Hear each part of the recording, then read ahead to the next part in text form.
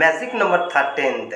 দেখুন বন্ধুরা, যখন আমরা কোনো ডেটা বা কোনো সিট যখন মুভ বা কপি করে থাকি তখন সাধারণত আমরা এইভাবে করি। দেখুন, ধরুন এই অংশটি কন্ট্রোল সি কি প্রেস করে কপি করে নিলাম, তারপরে দেখুন এখানে কন্ট্রোল ভি প্রেস করে দেখুন পেস্ট করে দিলাম।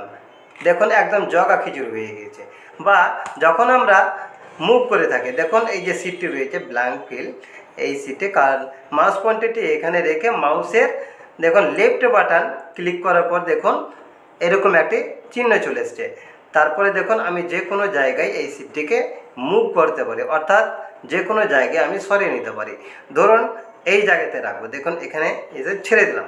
দেখুন ব্ল্যাঙ্ক ফিল এই সিটটি দেখুন প্রথমে ছিল, একদম লাস্টে চলে গেল।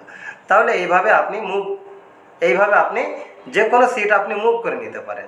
বা ধরুন আপনি মুভ এবং কপি যদি আপনি করুন, দেখুন এখানে আবার মাউসের লেফট বাটন আবার ক্লিক করলাম, চেপে ধরে দেখুন কিবোর্ডের কন্ট্রোল কি প্রেস করছি। দেখুন এখানে ভালোভাবে লক্ষ্য করবেন, কিবোর্ডের কন্ট্রোল কি যেমনই প্রেস করবে এখানে দেখুন একটা প্লাস চিহ্ন দেখাচ্ছে।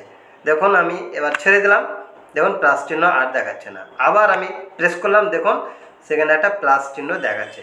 এবার আমি যে জায়গায় নিয়ে যাই না কেন, দেখুন আমি প্রথম এখানে নিয়ে চলে যাচ্ছি, এখানে ছেড়ে দিলাম।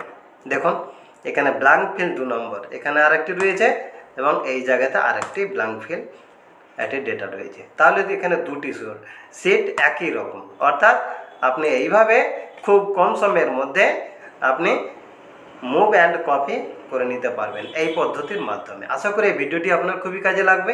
এরকম অসংখ্য টিপস পেতে আমার চ্যানেলটি সাবস্ক্রাইব করুন, লাইক শেয়ার ও কমেন্ট করুন এবং নিয়মিত ভিডিও পেতে নোটিফিকেশান অন করুন।